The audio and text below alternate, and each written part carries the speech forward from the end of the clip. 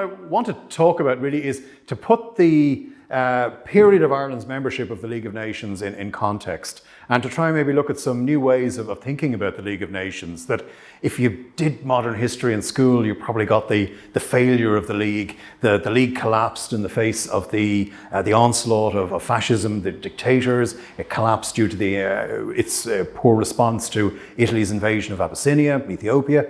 But I want to try and broaden that out and say, well, actually, there were some successes in terms of how the League operated, and the League was a successful place for small states like Ireland to catapult themselves into the international system. And that's one of the major themes in the lecture tonight, is continuity and development in Irish foreign policy over the last 100 years. Because so much of what we see today in the activities of our diplomats overseas at the UN, even the Sustainable Development Goals that are out there on the notice board outside, the UN Sustainable Development Goals, they are in part see their origins in the type of activities the League of Nations undertook in the 1920s and the 1930s, in this first great experiment in trying to govern the world. Which is what the League tried to do, to bring the sovereign states of the interwar period together to try and work out a way for an ever globalized world to try and manage its affairs. So what I'm starting with is this stamp, Swiss Confederation stamp, and there is the Palais des Nations, the League's headquarters in Geneva, just above Lake Geneva, opened in 1936. When the League was actually, about to go into its death throes. But it's an amazing building, white stone, the grass outside, lovely green grass, and blue sky behind. You can imagine this Art Deco edifice where the League was supposed to govern its affairs. But in fact, it became the location that the League just tried to fight a battle for survival during the Second World War. And when I'm bringing the lecture to a close, we'll be looking at the role of the last Secretary General, Irishman, an Irish diplomat, Sean Lester, who lived here or worked here during the Second World War with a tiny staff, keeping the idea of the League alive through such a traumatic period for Europe and the world, and handing it over to the UN in 1946. So I'll start with a bit of an introduction about the League of Nations. It's based at Geneva, 1919 to 1946. Its first meeting is in Paris at the Paris Peace Conference, but thereafter it moves to Geneva. And it's headed by a Secretary General, equivalent to today's UN Secretary General. And this is one of the big developments in the League, that there's a permanent secretariat, not just an ad hoc secretariat set up as had been the case for previous international conferences. The League has a standing secretariat, an international civil service that will run the organisation on a continual basis. And the League had three Secretaries General: Sir Eric Drummond, a Scottish diplomat, British diplomat, Joseph Avenel, Frenchman, and Sean Lester, Irish diplomat from Carrickfergus in Northern Ireland, who had been involved in the Irish Republican Brotherhood, through friendship with Ernest Blythe, got involved in journalism, worked for the Freeman's Journal, I think, and then got seconded into the diplomatic service through the publicity department of Sinn Féin after 1919, and worked his way up through the diplomatic service and eventually was seconded to the international civil service of the Secretariat, and through a process that I'll talk a little bit more about tonight, became the League's last Secretary General. I love talking about Sean Lester, and we'll see photographs of him in a moment, because he's one of Ireland's first international figures, one of the first truly international civil servants or international figures that the Irish state has to its credit. And he was forgotten about for so long. He retired in 1946. He wasn't welcomed back into the diplomatic service because, in that classic Irish way, he was sort of seen as having notions. He'd been abroad for too long. His colleagues couldn't cope with the fact that here was someone who was definitely more experienced and better than them. So he took retirement and he went to recess in Connemara, where he had the old station house by a trout river, and he fly fished for the rest of his life, and had a very low profile. But now I think he's remembered a bit more. There's a room named after him in Ivy House, the headquarters of the Department of Foreign Affairs, and there's a biennial lecture in the National University of Ireland in his name. So These three people I mentioned here headed the League of Nations, but the League was primarily the sum of its members. And there were about 50 to 60 members of the League, generally states of Europe, South America, the Far East. If you remember, in this period, Africa was still colonized under the imperial yoke, much the same in Southeast Asia. So it was Europe, Latin America, the United States never joined. So Europe, Latin America, and the Dominions, Britain, or Canada, South Africa, Australia, New Zealand, and Ireland, who were the mainstay of the membership. Russia was a member from 1934 to 1939. Germany left in 1933, Japan left. So you can see it's a very, very specific sort of membership. Like today's UN, the League had two bodies. The Council, which was the equivalent of the Security Council, met quarterly or in times of emergency as need be. And then the Assembly, which met yearly in September, like the UN General Assembly meeting in New York at the moment. And that was made up of the entire membership of the organisation. The League had a covenant that was the equivalent of the charter that we have today in the UN. There are many, many differences between the two documents, and I'm not going to go into them because we have other things to talk about. But I think the League's sanctions articles weren't as strong as the UN's, and there are various issues like that to deal with. So that gives you an idea of the organisation we're talking about tonight.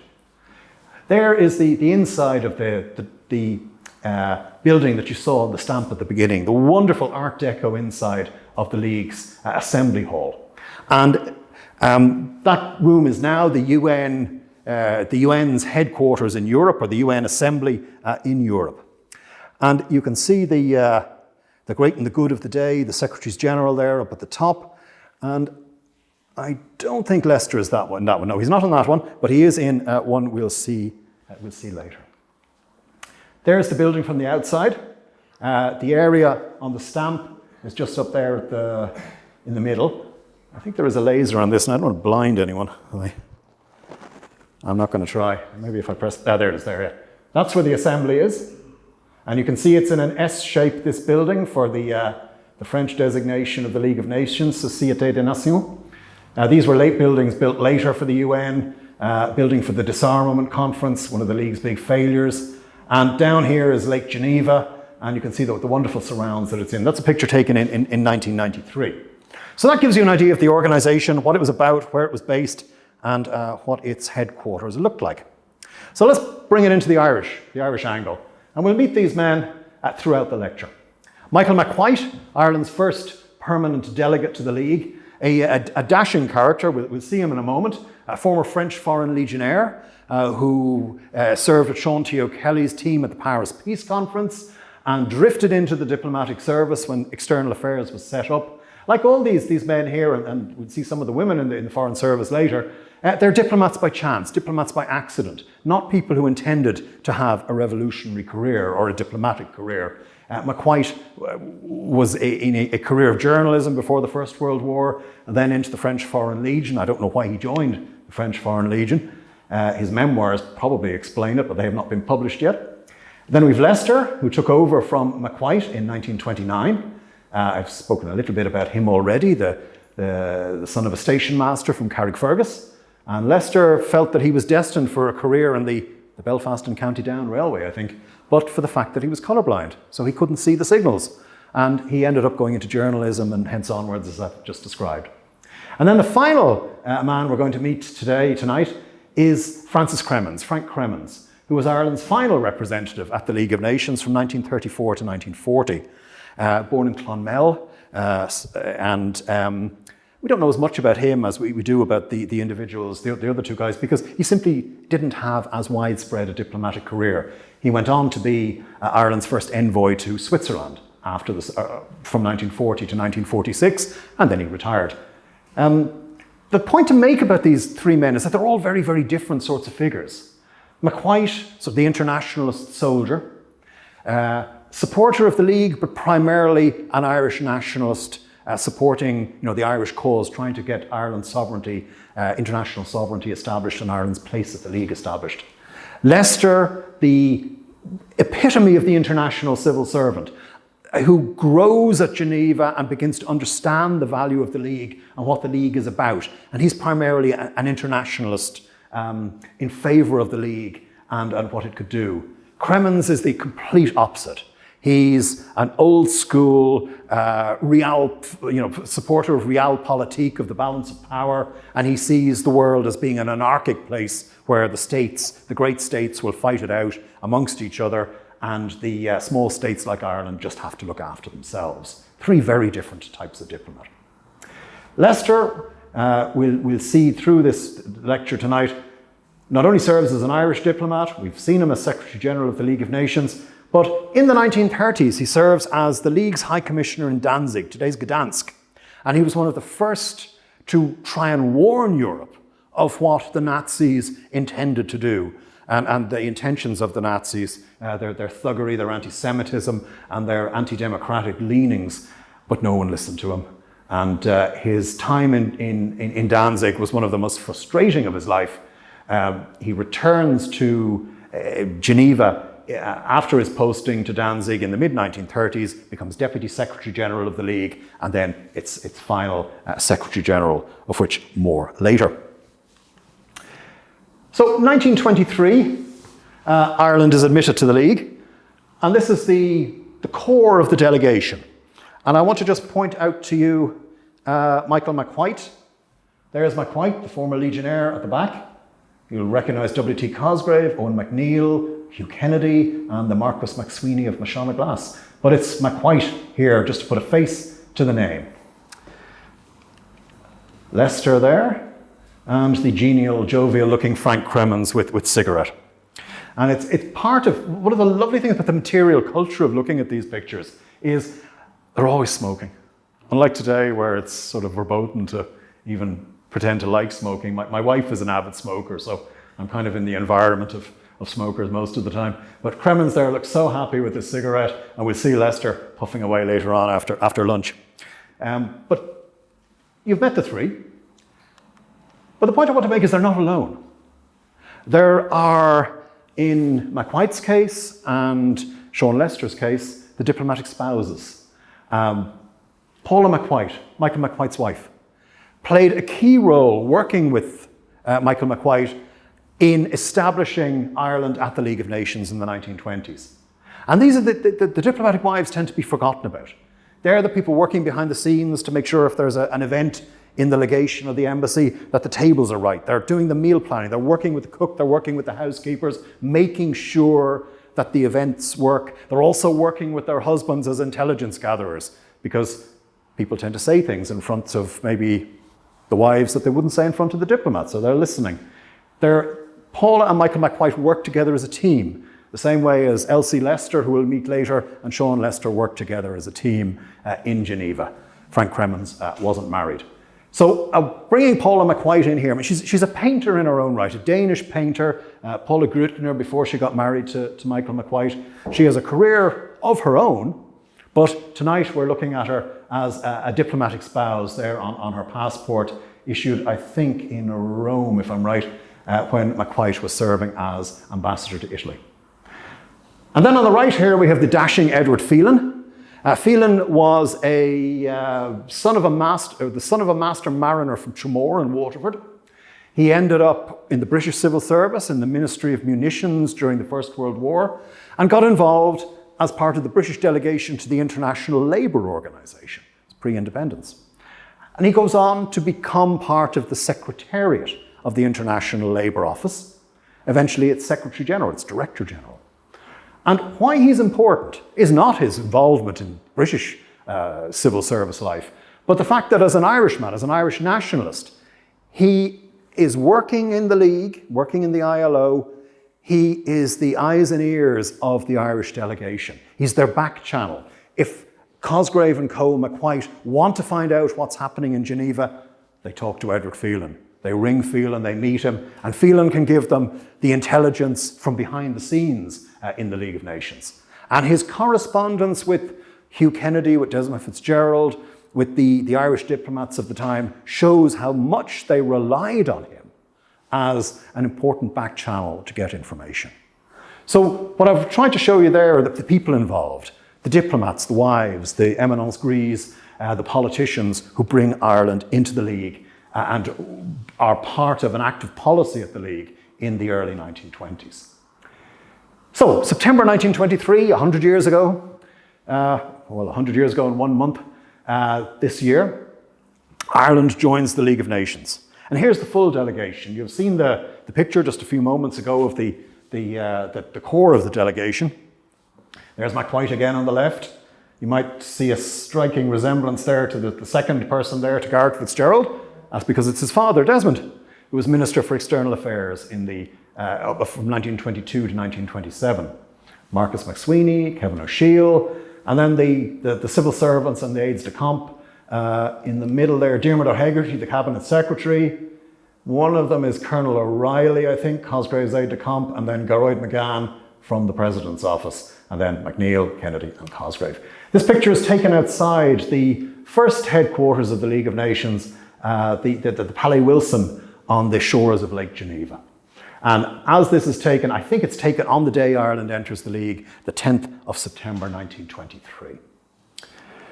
So I want to look for a few moments at sort of Ireland's first years in the League, the early years of policy, and to talk through this slide.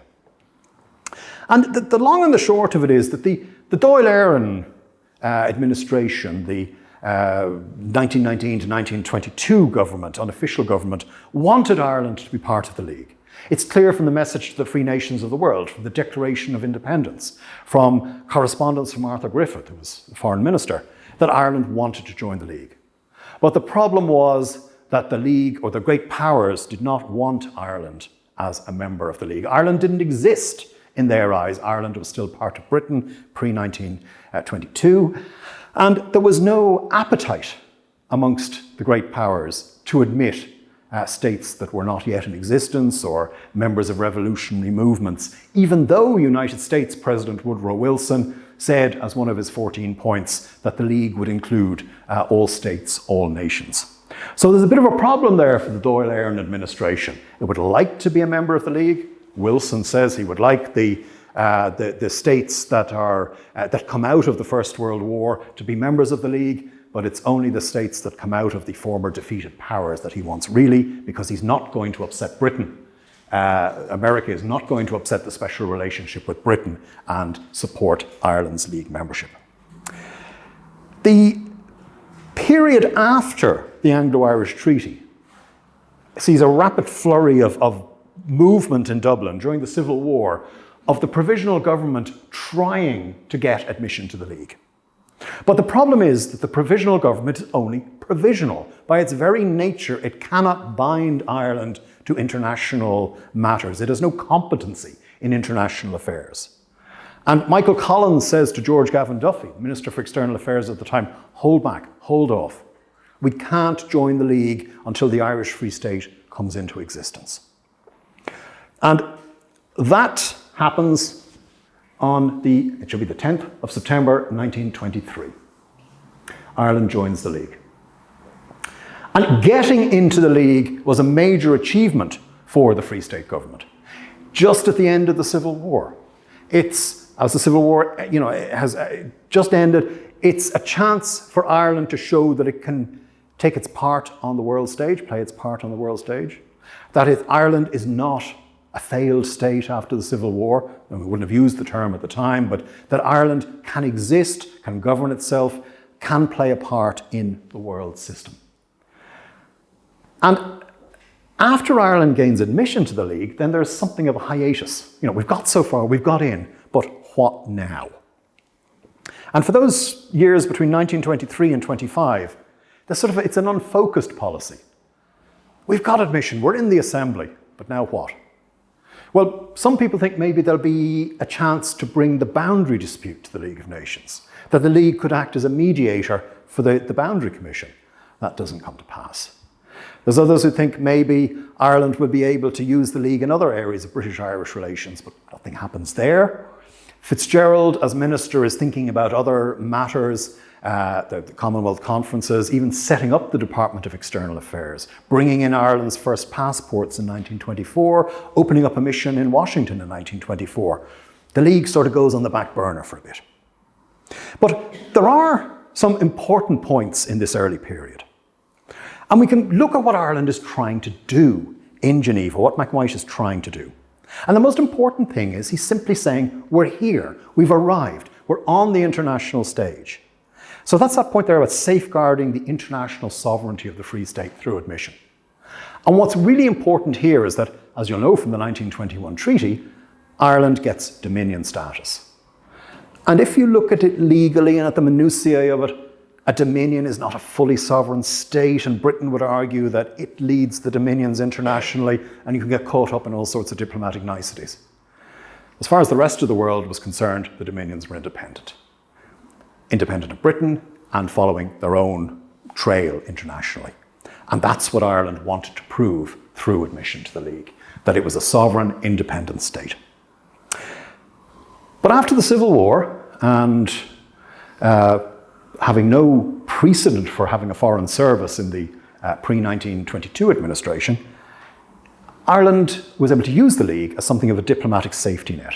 Diplomatic services are expensive to set up. They're necessary, but they're expensive.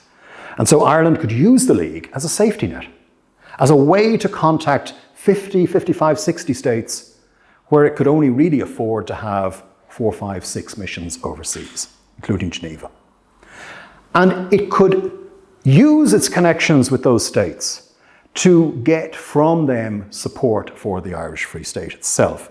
Support in simple things like undertaking bilateral relations, trade talks, visits to Ireland by dignitaries, the building blocks of international affairs.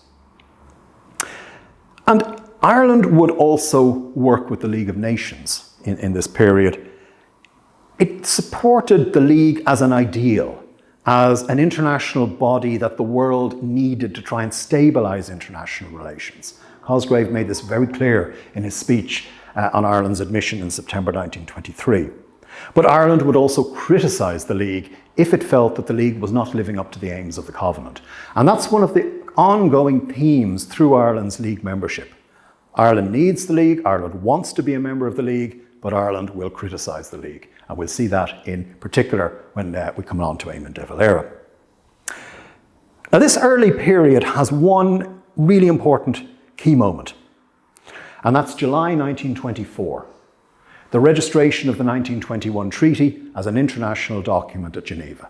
And you might think, why am I bothering to mention this? Well, the reason is Britain did not see the treaty as an international document. Britain saw it as an internal Commonwealth document between London and a dominion. It said the dominions could not speak internationally. That was for London to do through the Foreign Office.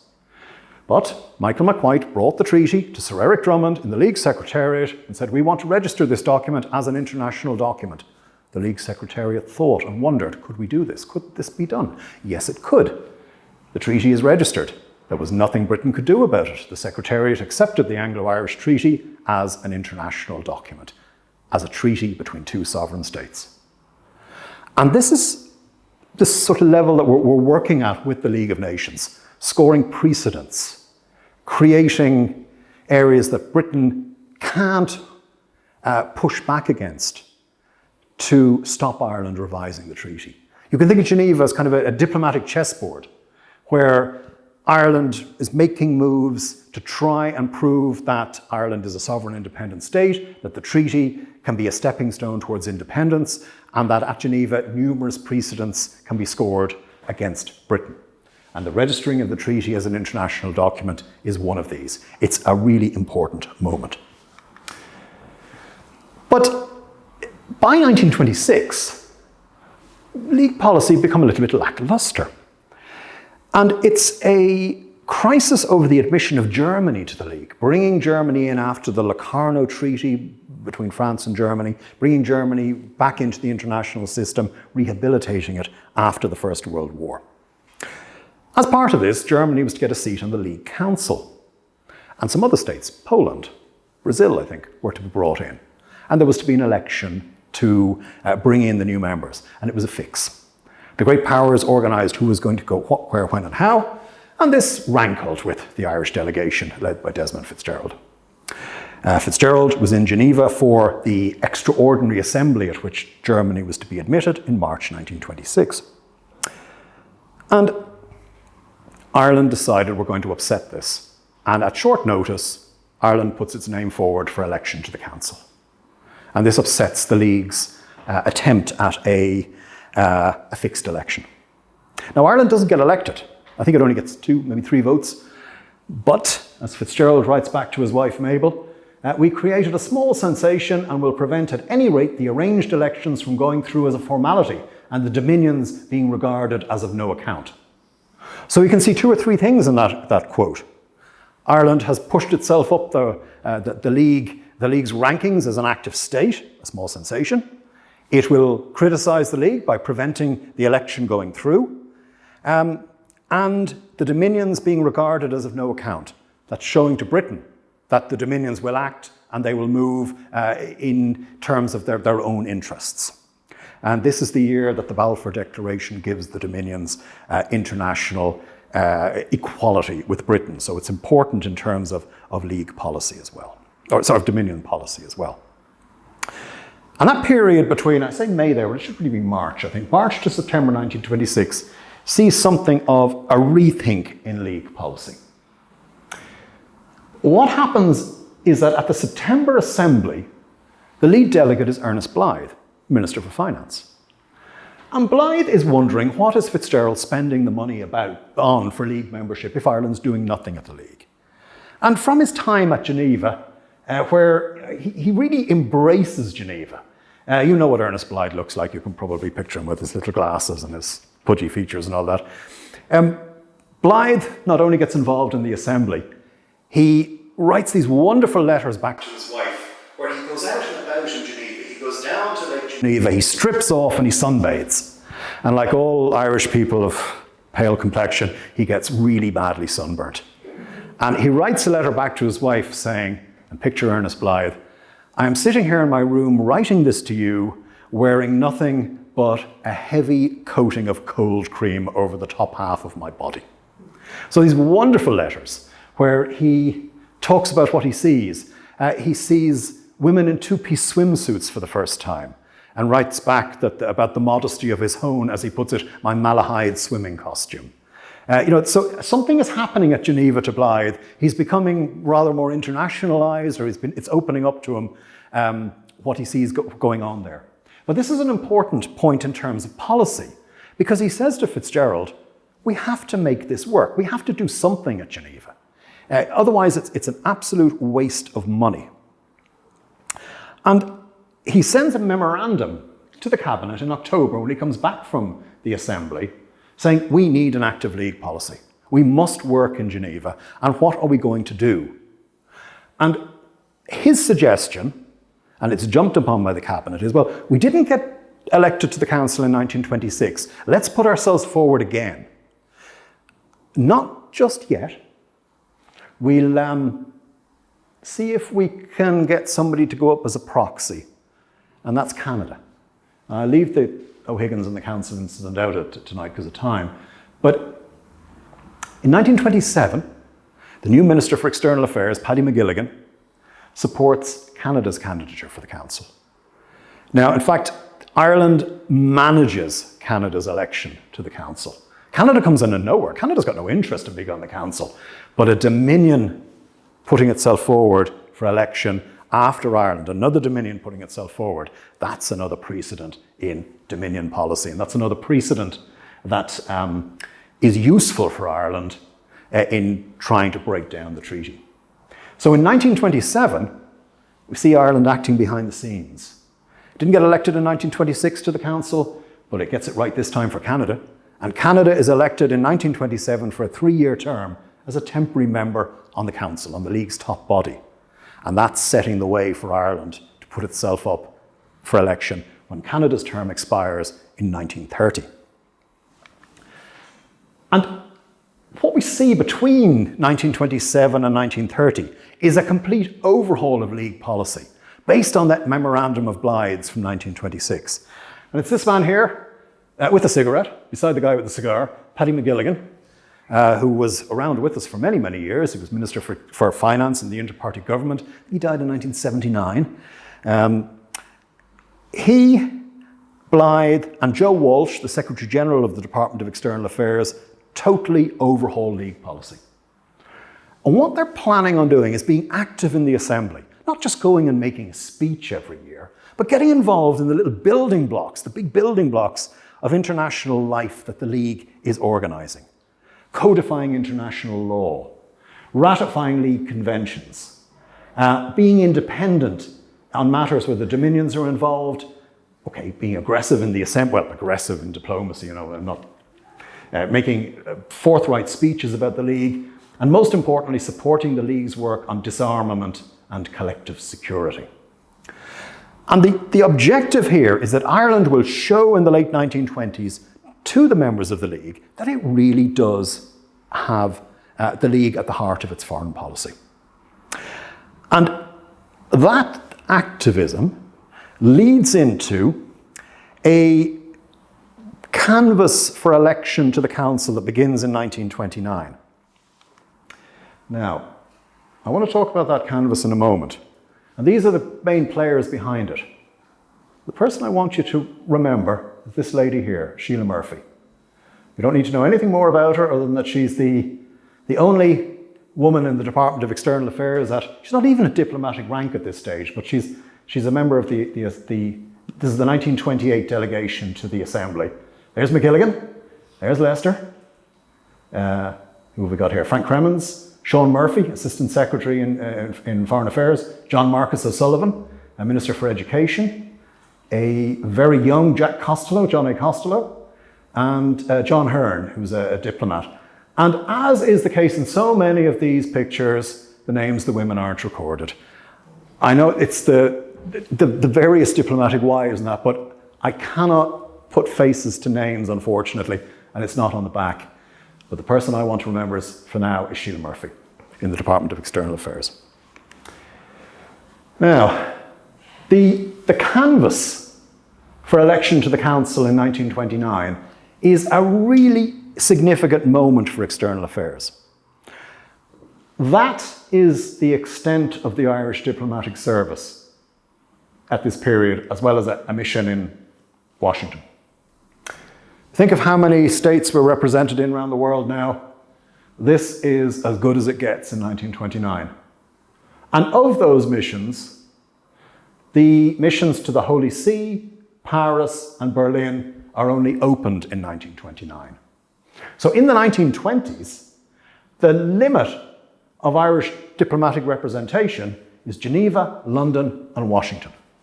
So that not only shows how small the diplomatic service is, but the importance of the League of Nations in that system.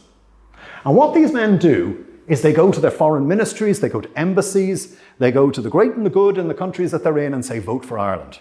Ireland is putting itself forward as a temporary member, for election as a temporary member of the Council. Please support us. We have an active League policy. We support the League. We want to be elected as the representative of the Assembly in the Council to try and keep the great powers in check. And it's a success.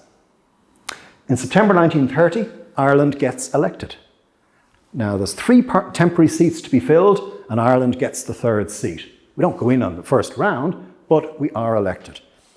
And this picture here shows the League's council. Horseshoe-shaped table, Geneva's out there behind those windows down to the lake. And you can see here, Ernest Blythe, taking Ireland's seat on the council for the first time in September 1930. And it's a very important moment because it is the first time the Irish Free State, only in existence since 1922, is sitting on a major international body at its top table. And Ireland has 3 years on the League Council. Temporary member from 1930 to 1933. And I've kind of talked through this a little bit already, but I want to look at the bottom half of the slide here. The areas Ireland gets involved in are back to those building blocks of international affairs where the League is successful. Rural welfare, basically the health of rural communities. Children's affairs, health in a general sense, And then in political affairs, Ireland is a rapporteur for a dispute between Germany and Poland over the province of Silesia. Ireland also gets supportive of disarmament, the League's disarmament through the council. And when Japan invades the Chinese province of Manchuria, there's a major fight between Leicester and Walsh back in Dublin as to how Ireland should respond. And for Leicester, these are years of huge importance. Because when Blythe or McGilligan aren't sitting at the council table, he's sitting there as Ireland's permanent delegate to the League. And he's getting more and more imbued and understanding what the spirit of the League is all about. And he's transforming himself from national civil servant to international civil servant through the various roles that he embraces while Ireland is on the council. And that period sees a major change in domestic politics in Ireland. As you'll know, Fianna Fáil come to power in 1932. And De Valera becomes not only President of the Executive Council, but also Minister for External Affairs. It's a sign of how important he saw foreign policy as being, that he took the two offices. And the period that he now comes into power in is one where the world has changed completely. And we see so many similarities to the sorry state of the world today.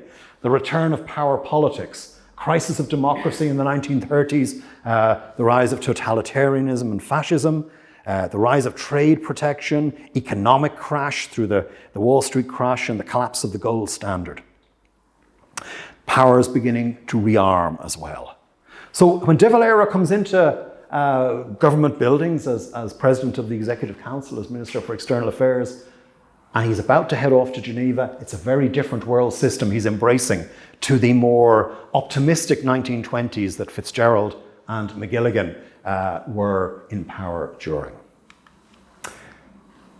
The first big threat to the League and the first warning sign is September 1931 when Japan invades Manchuria. It shows the failings in the League system. The League is unable to respond. It sends a commission of inquiry. There's calls for sanctions to be implemented. But the League's commission takes too long to get there. Japan basically just dismisses the League. And there's an interesting conflict in the Irish reaction to it.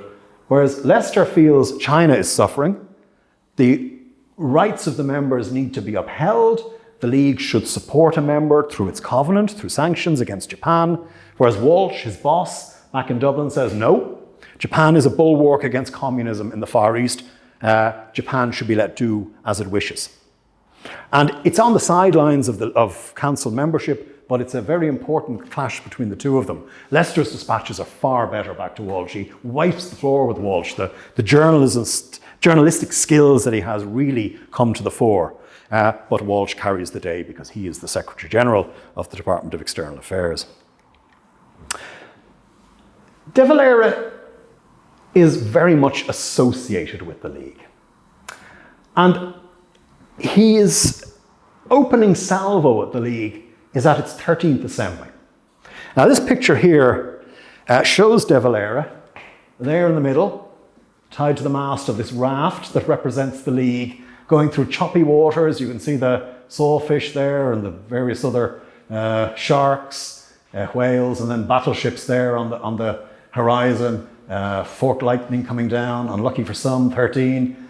And these are the statesmen of the time paddling the League raft through choppy waters. We'll see some more of these cartoons as I talk. They're by Derzo and Kellen, who are the League's in-house cartoonists. And they had this wonderfully cynical way of looking at the League and telling the League supporters as it was, what it was going through. This is a menu for I think it's a journalist dinner at the 13th Assembly, and you can see the menu under there, the various courses and so on. De Valera's arrival in Geneva meets with some concern amongst the powers, particularly Britain. There's a sense that, well, maybe he's going to bring all the difficulties of Anglo-Irish relations to Geneva. Maybe he's going to seek to talk about partition and ending partition. What would he say about the League when he chaired the council session where its response to Manchuria was to be tabled? And there was a real sense of fear as De Valera took to the rostrum and spoke. Firstly here at the council, we see him chairing the council there, it's De Valera there. But here, opening the 1932 Assembly. And the speech he makes in 1932, he throws away the speech prepared for him by the League Secretariat, saying all nice platitudes and pleasant things about the League.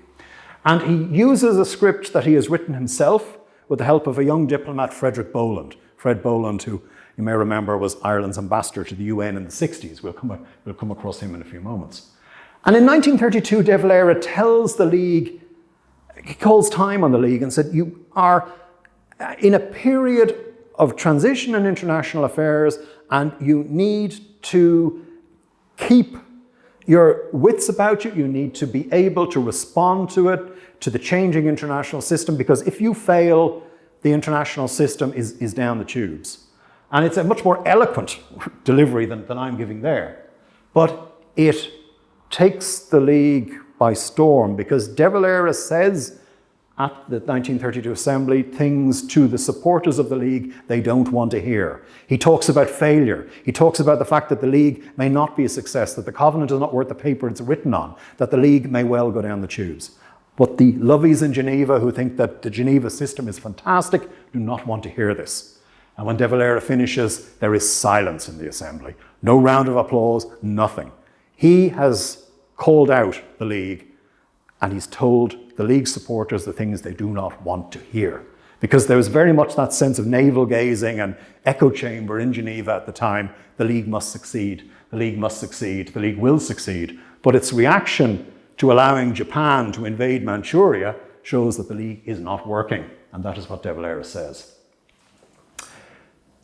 In this period of change,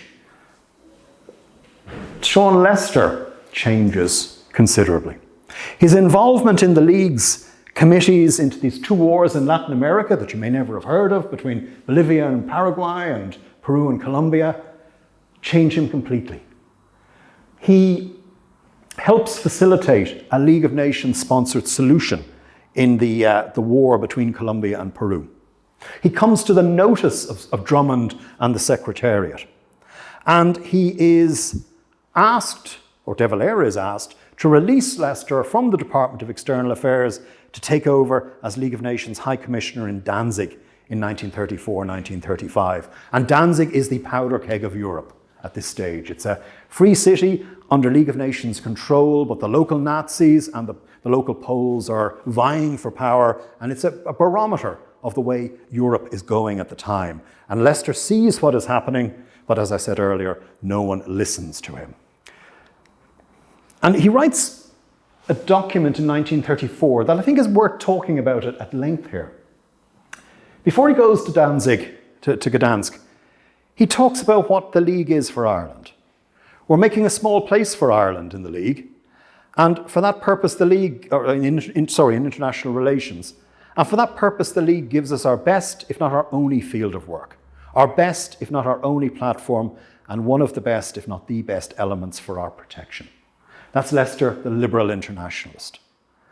And then he talks about Ireland's place in the League, in the world, but then at the end there, no reasonable person in Ireland should regard with equanimity the weakening or even the collapse of the League, imperfect and weak as it may be.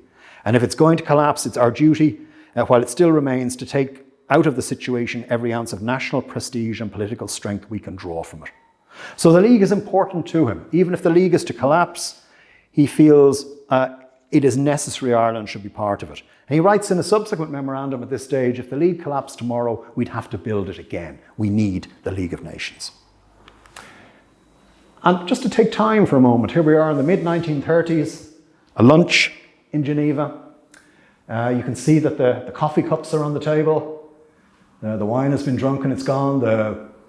The serviettes are used, and it's Fred Boland, De Valera, Dennis Devlin, who many of you may know as a poet, but also in the Department of External Affairs, Lester, this time on his way to Danzig, and then Frank Cremens there loosely draped over the chair with the ever-present cigarette. And I think it's an interesting picture of two generations of Irish diplomats.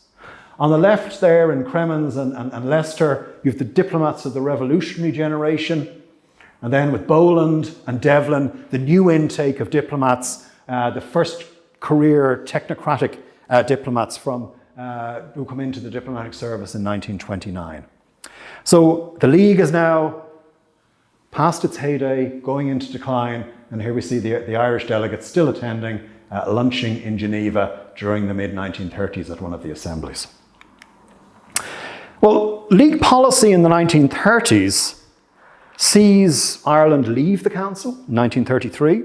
There's some talk about going for a second term, but De Valera squashes that. And it's this quote here by C.P. Price of the Dominion's office in London, I think captures League policy. He talks about Ireland taking a more international standpoint, by which he means a solid, consistent policy at Geneva. And the implementation of that policy is the spirit of De Valera, or the ideas of De Valera, as implemented by Frank Cremons from 1934 onwards. And what that policy is steadfast support for the League, for the Covenant, even if the League is in decline. Back to the in the mid-1930s, here is the Assembly Hall. The League hasn't moved to its new premises at the Palais des Nations. But if I can just walk away from the microphone, I'm sure you can still hear me. You can spot the Irish delegation here. They're in there. There they are. De Valera, Cremons, Michael Rinn, the legal advisor in external affairs, and Dennis Devlin. I think De Valera should be pretty straightforward to see there, and the others, in amongst the nations of the world. I mentioned Boland earlier on, and those of you who had maybe an interest in UN policy in the 1960s, Frank Aiken's period at the UN, will know of him, remember his role there. Boland was at one stage spoken of as a possible successor to Dag Hammarskjöld as UN Secretary General, but that didn't come to pass for various reasons. At this stage, he's beginning his career in Irish diplomacy. We saw him at lunch there a few moments ago.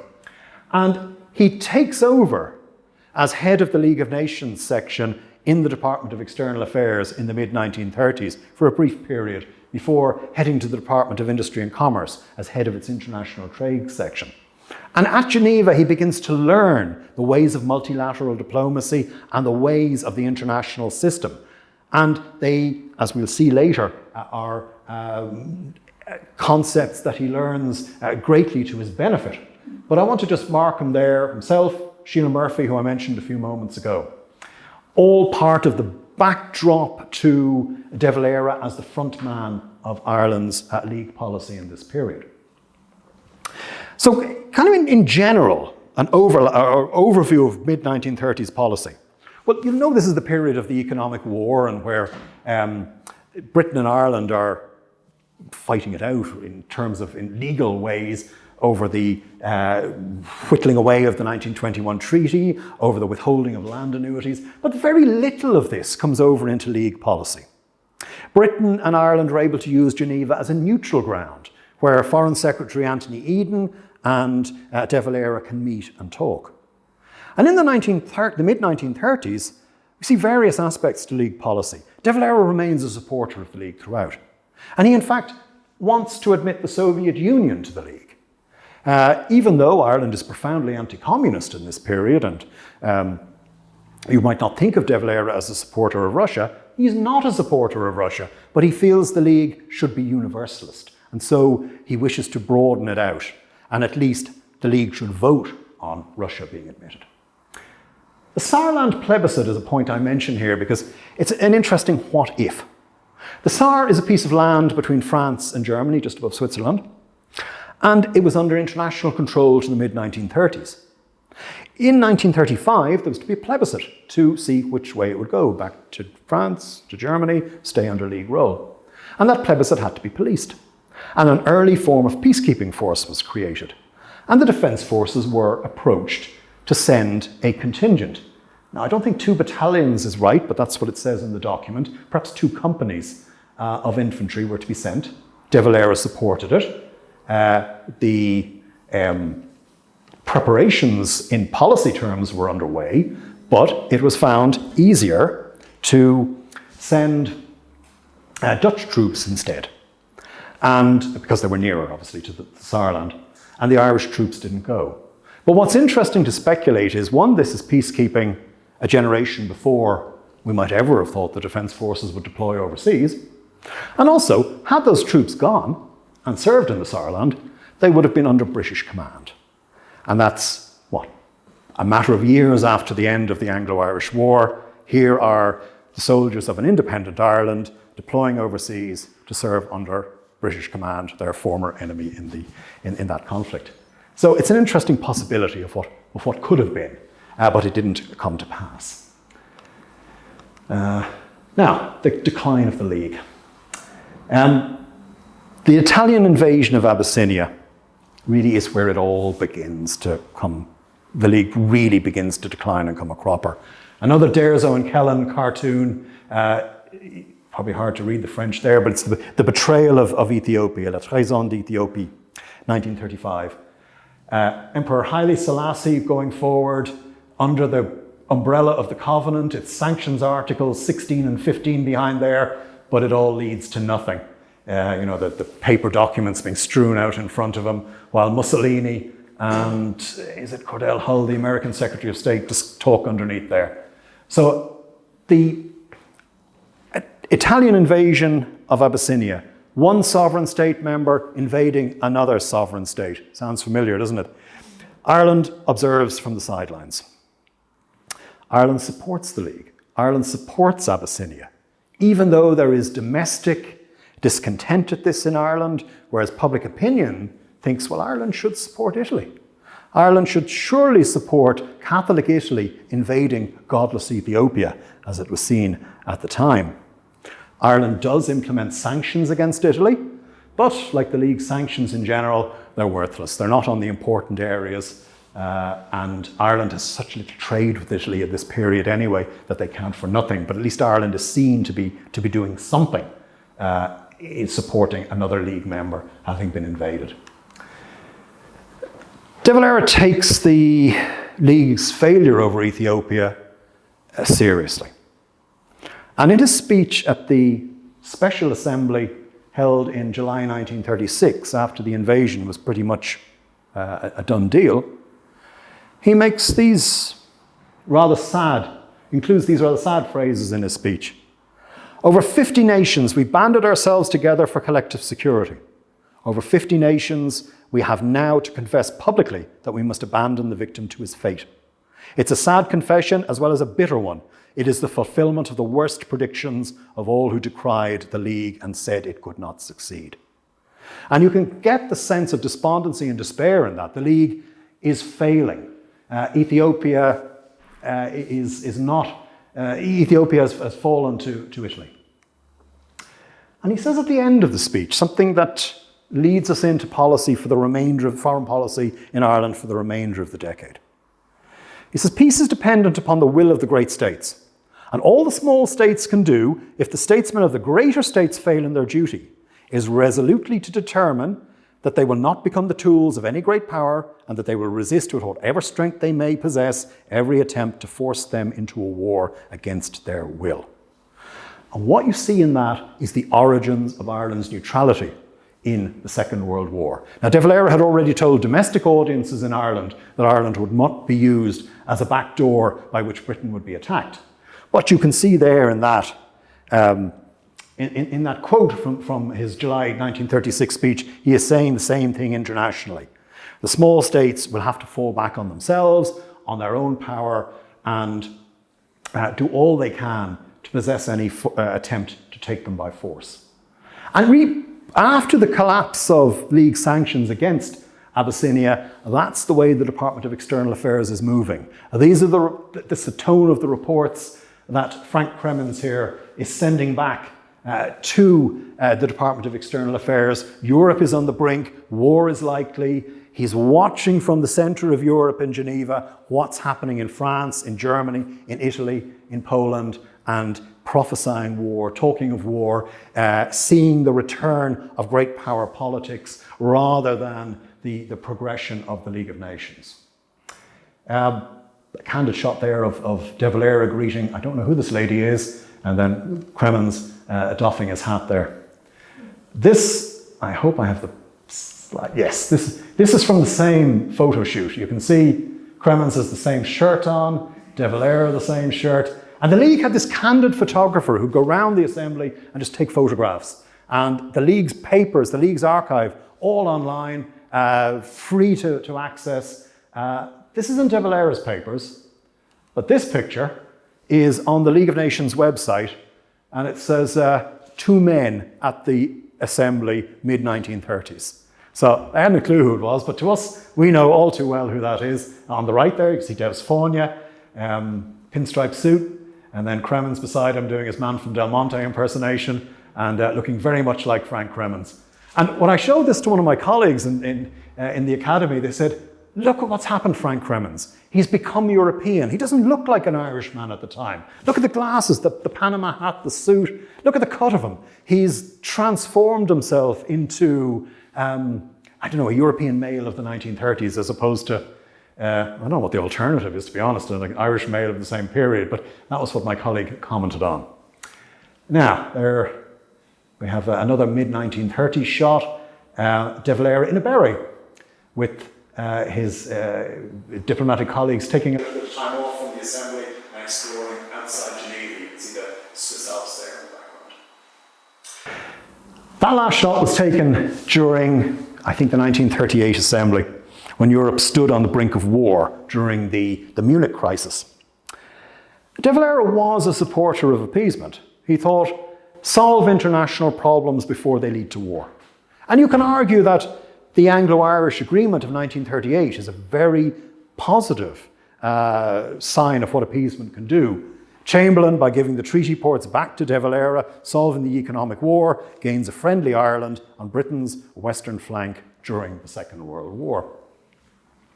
But what we see in this late period is that as Europe moves towards war, the question is, what should Ireland do? And I've introduced this already. There's discussion in the Department of External Affairs. Would Ireland support a League of Nations war? What if the League, the members of the League banded together? Would Ireland get involved? As it happens, that is not the way things go. And De Valera, as president of the League Assembly of 1938, the task falls to him, as still its acting president in 1939, to eject Russia from the League of Nations after its invasion of Finland in that year, in the beginning of the Winter War. This is a shot from De Valera's personal papers.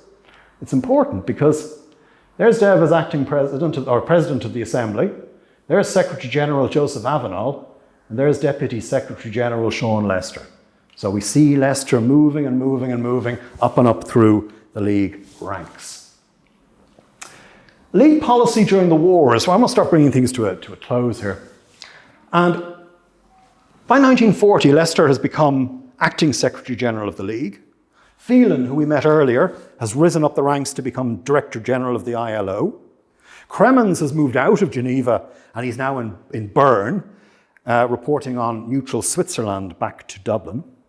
And the discussion in Dublin is, well, should Ireland remain a member of the League of Nations? Why is Ireland paying even a nominal amount to Lester as Secretary General to remain a member of this defunct body?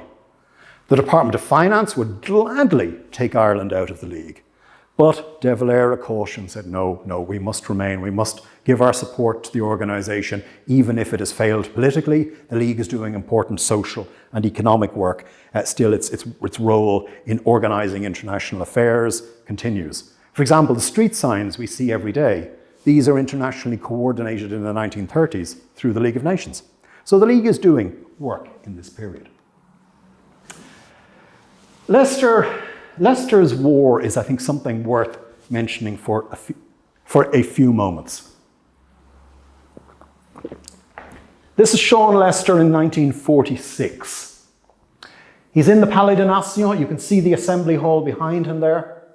And just look at how he's aged, how tired he looks.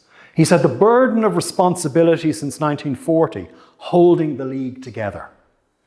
And he does this through a kind of campaign of bureaucratic terrorism, if you like, to force out Joseph Avenel, the French Secretary General of the League. Avenel wanted to hand the League over to Vichy France, so Vichy could use its apparatus. But Leicester, through sheer force of will, fights a battle of wits with Avenel in the deserted Palais des Nations through memoranda, through cold shouldering him, through diplomatic intrigue to force the Frenchman out. And Avenel leaves, storms out of the Palais. Leicester finds himself in command of the League of Nations. Something he never sought, something he never wanted, something I don't think ever in his wildest dreams he hoped for. He couldn't speak French when he came to Geneva first in 1929. And now here he is, holding the League of Nations together. And the picture we see here is of at the last assembly of the League, where he's responsible for handing the League's meagre assets over to the newly founded United Nations. And the UN don't want to know about Leicester. He's yesterday's man. Russia, a permanent member of the Security Council now, a founding member of the UN, doesn't want to know about this body from which it was expelled. Leicester is cold-shouldered and left out of the new UN as it develops. Ed Phelan, who we see here on the left with Trig Vallée, the first Secretary General of the UN, he has maybe a happier story. The ILO, of which he's the Director General, goes in under the the United Nations umbrella and is still functioning happily today, the International Labour Organization. And here we see him signing over accords to bring that body in under the new United Nations. Now, I asked you to watch out for a couple of people, to remember a couple of people. I'm talking about the legacy of the League here to Ireland, and it's the point I want to conclude on. In 1955, December 1955, Ireland joined the United Nations. It didn't get in 1946 because Russia vetoed its membership. This is the first full delegation to attend a United Nations Assembly it's 1956. And the point I want to make here is the legacy and the importance of League of Nations membership, and this by way of conclusion. Because the skills learnt by Irish diplomats at Geneva, the role Ireland played in the League, I think prepared the way for the successes of UN membership in what's called Ireland's golden age at the UN from 1955 to, let's say, 1959-60. The continuity is very, very clear in this picture. There's Sheila Murphy. I asked you to remember her from 1928. By 1956, she's not only the senior female diplomat in the department, the female third secretaries have come in 1947, I think, but she's not assistant secretary at this stage, but she's high up the rankings, but she's the brains trust of the department. She remembers what happened. She goes back to 1922. She was Joe Walsh's private secretary during the Second World War. She knows the history of the department. That's why she's there in that delegation. There's Fred Boland. Started out his diplomatic career. You saw him in Geneva at that lunch picture with De Valera in 1934. Here he is, ambassador to the United Nations. And then there's Liam Cosgrave. You saw WT earlier, bringing Ireland into the League of Nations. Here's his son, Liam, bringing Ireland into the UN at its first full assembly. The other individuals there, you'll probably recognize Conor Cruise O'Brien, Paul Keating, and Eamon Kennedy. You may have seen this picture somewhere. It was used by the Department of Foreign Affairs in their 25th anniversary celebration of Ireland's membership of the United Nations. But they did one thing with it. It begins here. They cut Sheila Murphy out. The assumption was, well, why would you want her in there? She's probably the secretary or something, or making the tea or something like that. She's there because she is the continuity back in foreign policy, along with Fred Boland, back to the 1920s. And I think that's the point I'm going to end on, because I think what we've seen in this is a generational shifts in foreign policy from the League to the UN. But the same concepts, the same themes, the same practices remain. That what Ireland learns at the League of Nations, it later puts into practice at the UN, and it's a continuity from 1923 to the 1950s to the 60s and beyond. And that's why I think membership of the League was so important. If Ireland had only got independence after the Second World War, surely this delegation and their successors would not have been so successful in foreign policy in the 1950s and 1960s. So I think League of Nations membership is important.